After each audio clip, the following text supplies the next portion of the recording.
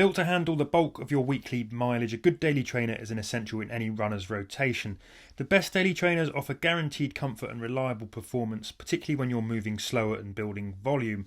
Some daily trainers prioritise big cushion and impact protection over paciness and agility, while others cater more for pushing pace and running faster mile splits. I've tested dozens of the latest and best daily trainers from all the big brands like Hoka, Saucony, New Balance, Asics, Adidas and Nike, not to mention a few smaller shoemakers, and I've picked my tried and tested shortlist of the best daily running shoes you can buy right now. Let's start with the fast and versatile, kicking off with the Hoka Max X3. A plated shoe built for everyday training with added pop, the Hoka Max X3 is an excellent choice for those up-tempo miles and easier runs. It's lively and bouncy with plenty of cushioning for longer runs. It's a slightly heavier shoe than some, but with a more breathable, airy upper, it feels effortlessly light on the foot. For many runners, it could happily turn its hand to race day efforts too. Propulsion comes via a winged P-Bax plate, giving plenty of powerful push-off. A more flexible option than carbon, this offers a more controlled ride on longer runs and sustained efforts without ever feeling too wild.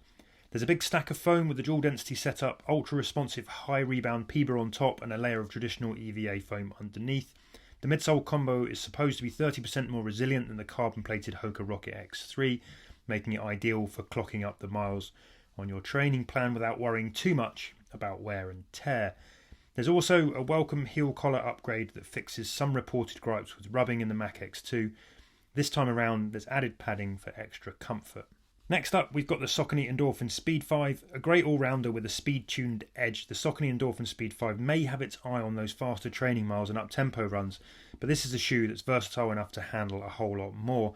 A comfortable shoe from the moment you lace it up, it's cushioned, protective and smooth enough for easier runs as well as speedier efforts, and it offers balance and energy without trying to do all of the work for you.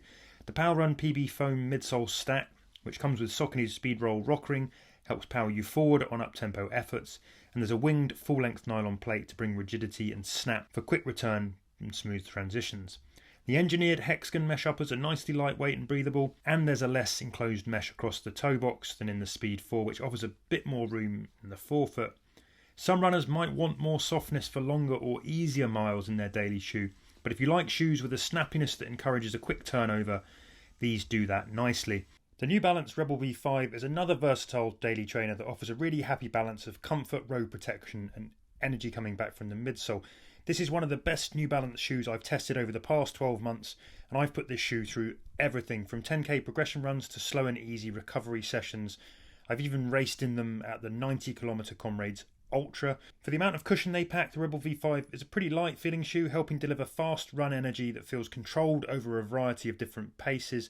On progression runs, I've moved from easy to faster than marathon pace, and the Rebel handled it all with confidence.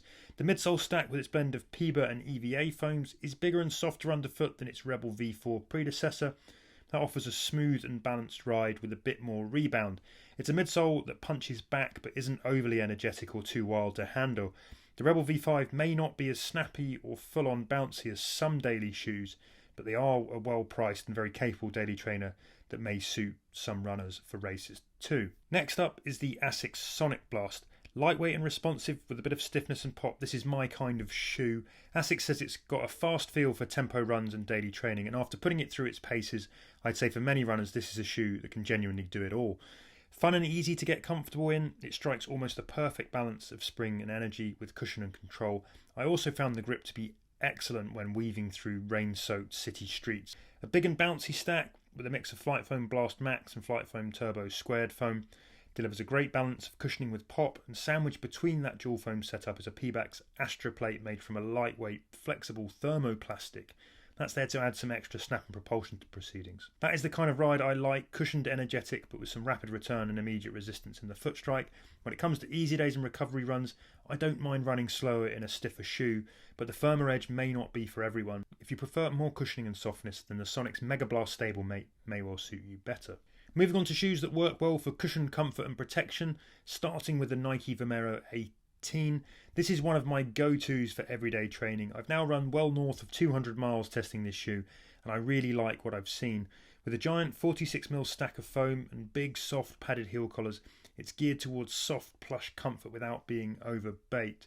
All that extra padding in the uppers and the big stack does make this a slightly heavier shoe, but you're trading weight for guaranteed comfort, and it runs lighter on the foot than it looks. Ideal for easier miles, it's still got enough to pick up the pace, offering much more cushion and spring than the Vomero 17. A great all-rounder, it uses a dual foam setup with ZoomX, Nike's lightest, most responsive foam on top of some React X, which offers high energy return with a lower carbon footprint. That makes for a reliable, stable, cushioned ride with a welcome touch of pop. And for a big stack shoe, it doesn't feel like it. The narrow platform brings some precision, and there's still a lot of control of what is a pretty smooth ride. Designed to deliver protection and cushioning, stability shoes can be on the heavier side, but with the Arahi 8, Hoka has gone all out to deliver a ride that's softer, lighter and more agile than your regular stability shoe. In my US men's 9.5 test shoe size, it weighs in at 9.5 ounces or 270 grams. That's marginally lighter than its predecessor and notably sprightlier than some of the bigger stacked daily stability trainers like the Asics Gel Kayano 32. Effortless to run in, it's a really excellent, reliable daily trainer that serves up mild stability, lightness and comfort without feeling unnatural or overbuilt. The rolling transitions are smooth and natural, helped by the rocker. The spacious toe box also gives plenty of flex and a foot feel that's airy and breathable. The Asics Mega Blast may have a race day look, but don't be fooled into thinking this is a shoe that's only made for faster efforts.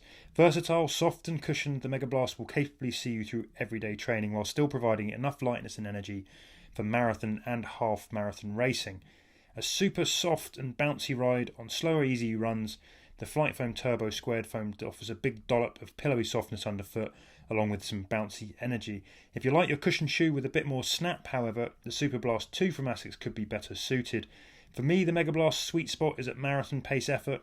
When running with a bit more intent, it offers a lovely bouncy energy to help you power forwards, with a rocker helping the ride feel lovely and smooth. Energetic and an excellent road eater, this is a shoe that will clip along happily for miles. If the price puts the Mega Blast out of budget, it's also worth checking out the Nova Blast 5 for a cushioned, energised ride with a lower price tag. Designed to bring bucket loads of comfort to your easier daily training miles, the fact that the New Balance 1080 is now on version 14 should tell you all you need to know about its enduring popularity with a whole bunch of different runners. With a big stacked rockered midsole, mesh uppers and ample padding, this is a shoe that screams comfort. Those engineered uppers deliver breathability as you run and good locked-in control. They give no slippage in the many miles I spent testing them.